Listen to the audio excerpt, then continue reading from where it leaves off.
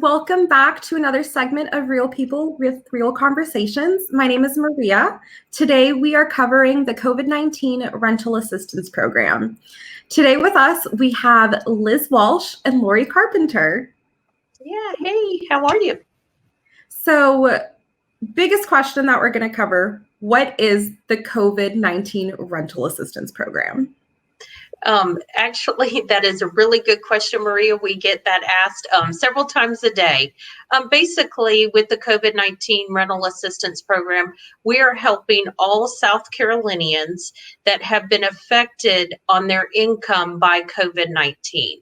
That could mean that you've lost hours, you've been furloughed for a little bit, your income has decreased, you have felt the effects of everyone sheltering in place, or even ongoing, because we know that we're in July. Some people are just now starting to feel the effects, but anyone that has been affected and have seen a decrease in their income due to COVID-19, they are eligible for this program to get a one-time payment of $1,500 towards their rent.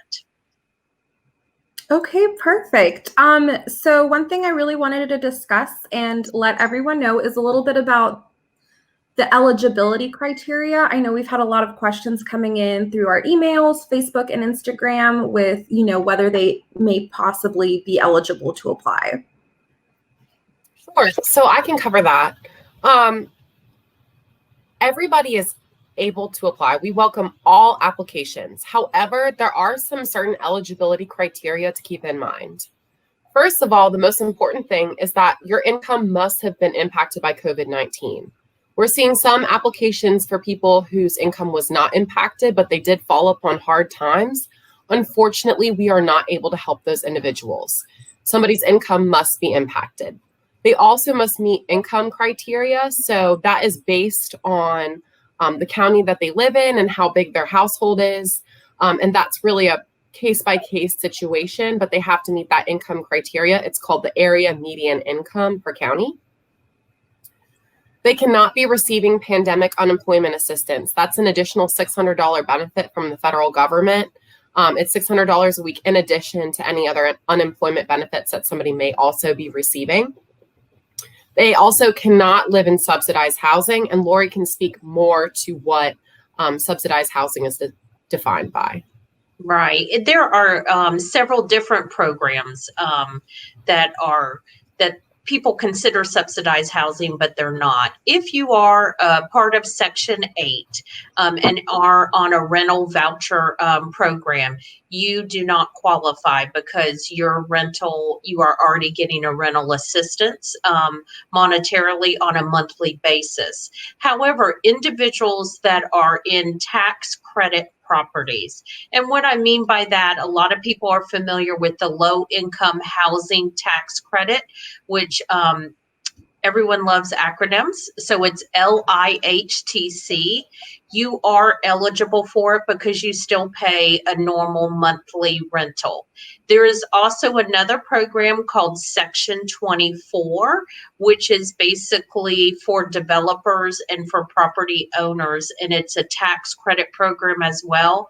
You do qualify for that. So there are several different subsidy programs that are out there. We just like to let individuals know that if they are part of the Section 24 or the LIHTC, they are qualified. If you have a housing voucher program, which most people are familiar with it being called Section 8, then you do not qualify for the program. And an important note here is that you might qualify for the program as long as you meet all of the other criteria that we've already discussed. Something that is really important is that somebody has to be behind on rent to apply.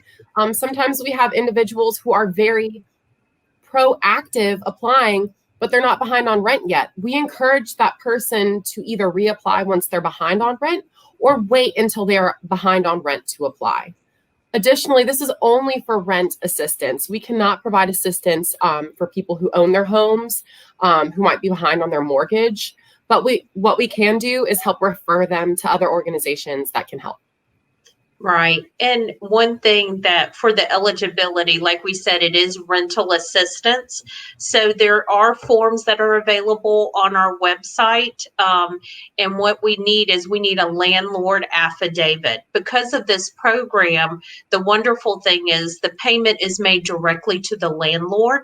So we have to have a landlord affidavit that they are agreeing to accept this payment so that the individual can be brought up to current status. And we've gotten a lot of questions, and Maria, you'll probably realize I'll go into it. Everyone wants to know, why do you need an IRS form called a W-9 from our landlord when you fill out the landlord affidavit? This is a program, and actually most landlords are probably familiar with it.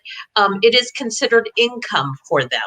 So with us paying this rent and paying the $1,500, we, at the end of the year, they'll get a wonderful tax notice stating that they received $1,500 from SC Thrive.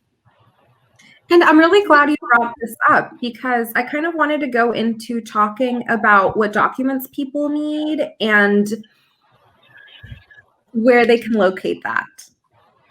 Sure. So if you go to our website at scthrive.org, we literally have a checklist. That checklist outlines everything that you need to collect before you send your application in to us. We will be reaching back out to you if you don't include all of these documents to gather them. So we really do ask that if you can get all of them together before you send in your application, that'll make the process much smoother. Some of the documents we'll need include the application itself, including your signature. We will need an active lease. So make sure you check over your lease to be sure that it is still active and valid. It needs to be signed by both the landlord and the tenant, and we need all of the pages of the lease, including the page with the signature. We're also going to need the landlord affidavit and W-9 that were mentioned by Laurey and Maria. You can find those on our website as well. It's the link that's right above the checklist. We will need a South Carolina photo ID with, importantly, the address on the ID has to match the address on the application. If you moved into a new place but haven't updated your ID yet, that is okay. We will accept 2 utility bills that have your name and the address on the application listed. And a real important part to realize about the photo ID, just so that you're aware of it, this is a program for the state of South Carolina. And so that's why we're asking for the state, the South Carolina identification card, because this program is special for South Carolinians. We want to make sure that we're helping our hometown residents, and so that is why we request the photo ID. However, some people, because of COVID and with limited hours, we know that the DMV has shortened hours, so that's why we're allowing the 2 utility bills.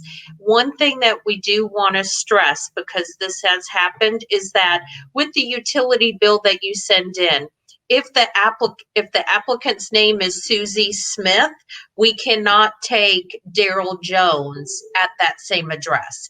The utility bill must be in the name of the applicant. We will need a proof of decrease of income.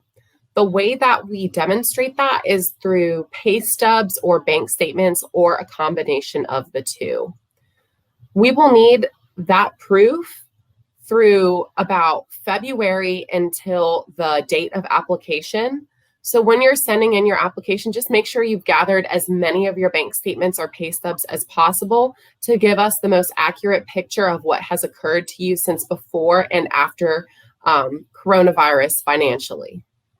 Yeah, and the one good thing, Liz, that you mentioned is some people, according to the state of South Carolina, our official start date for the coronavirus is March 10th.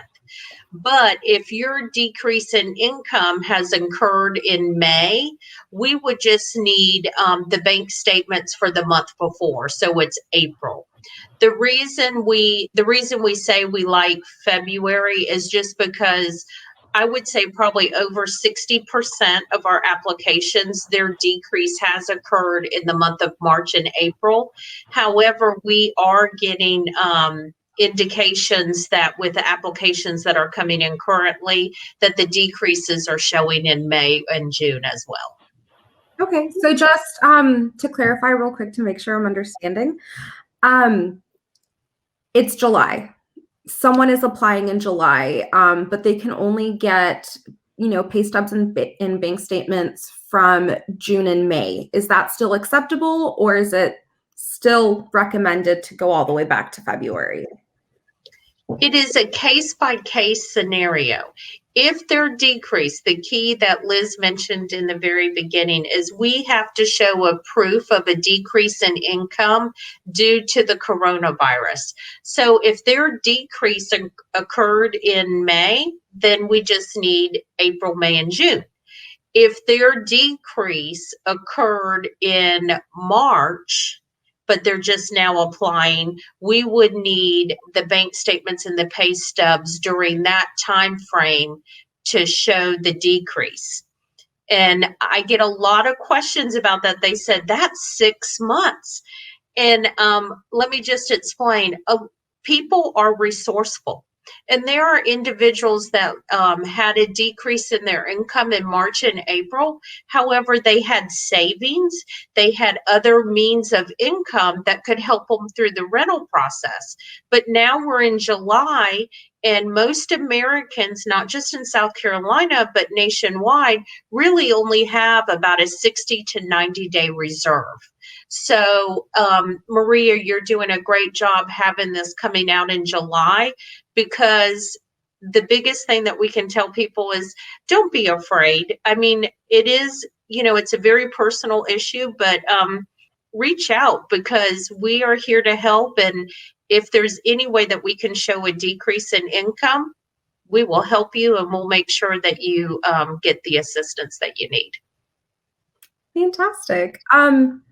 So I know that there are 3 different ways you can submit your application. The best and most preferred way is through Thrive Hub, and that's going to be on our website link that I will link below, and as well as emailing it in, and I'll provide the link to that email as well if you aren't able to submit it through Thrive Hub. And last resort, faxing it. You can fax that with your needed documents as well, and we'll add that fax document. So now that, this person submitted everything they needed, submitted their application and documents, what's the next steps? Okay, and what happens is the application is submitted. When the application is submitted, we have several individuals on our team that actually assigns the application to quality review members, and they are reviewed first come, first review, I should say. And so we have had an overwhelming response to date. So really the average lag time, because I know we get a lot of inquiries of like, I submitted my application yesterday, I haven't heard anything. We totally understand. From start to finish, it's probably about 17 days is where we're at with doing an application. And let me explain why. We are trying everything in our power to make sure that people are approved for the assistance. And with a completed application, Liz mentioned earlier, we highly recommend that you go to our website and get the checklist, because we spend probably anywhere between 20 to 35% of our time in review just communicating back and forth with individuals. The main form of communication that we do use is the email, which is the COVID-19 rental assistance at sethrive.org. If you get an email from us, please respond in a timely manner. We actually have 3 individuals that are just handling those email responses and making sure that they get to the quality individuals. Once it goes and it is deemed either approved or denied, you will get an email with that. What individuals do also need to realize, which I know is kind of confusing, once an email is, not an email, but once an application is submitted, we will also just work it. You will hear from us if we are missing documentation. Otherwise, expect anywhere between 15 to 17 days to either get an approval or a denial. However, I do want to stress, if you are denied, please do not hesitate to reapply, because there is no wait time. And I can give an example of how this is possible. Someone can apply towards the end of May and their income hasn't really decreased. It's been kind of stationary, about the same. So we did not have any proof of a decrease, so the individual had to be denied. Okay, so now we're 2-3 weeks later. That individual, he or she could be like an Uber driver or a Lyft driver. And we do know that less people are commuting and going out and having fun times in dining rooms and restaurants. So his income could have decreased in June. So if he did apply, we would be able to show a decrease in income now. So circumstances are evolving and changing. So that's why we highly recommend that if you were denied and you can show a proof of decrease at a later time, you possibly could be eligible again. Perfect. I'm so happy you covered that, because we do have a lot of instances, especially now that it's later in the year, where people didn't qualify for it earlier in the year, but now they do. And yeah, I didn't think people knew that they could apply again. So it's not a one and done, sorry, you didn't get approved. It's apply as much as you need, apply as many times as you need for the one time. Right. Fantastic. And then, I mean, I would love to talk a little bit about the success that has come with this program and how it's been helping individuals in South Carolina. Yeah, this program, our main goal is really to keep people housed. What we want to avoid are evictions. So through our rental assistance program, our objective is to keep as many folks housed in our state as possible, and on that financial, and on the route to financial success. Right. And in today, especially with the pandemic, Maria, a lot of people have higher anxieties, and really for individuals, they're worried about, what is their job going to do? What are the changes? And if you hear one more time on the news, the new norm, people just want to have shelter, and really to increase anxieties when you are behind on rent. It can just help with this. It can make sure that individuals have a peace of mind that they do have shelter, so that if there are other situations that are going on in their family, having a roof over their head will not be an issue. No, for sure. And I think it's great that it does establish that just basic need. And that's one less thing to worry about, because I mean, I know, talking from like a family standpoint of view, it is so hard when, you're wondering what's going to happen with your job, and then what's going to happen when schools go back into session, because it is July. There's so much uncertainty still, that we just have no guarantee of anything. And it's just, we're taking it one day at a time, but, knowing that there is something to help you through at least another month, or, basic assistance. It's really wonderful that we have this going on right now. Is there anything else that you ladies would like to cover that we haven't talked about yet? Yes, we already covered it. But again, please check your email. Check your email as much as possible, because that is our first point of contact. So if you can be checking it daily after you submit your application, best practice.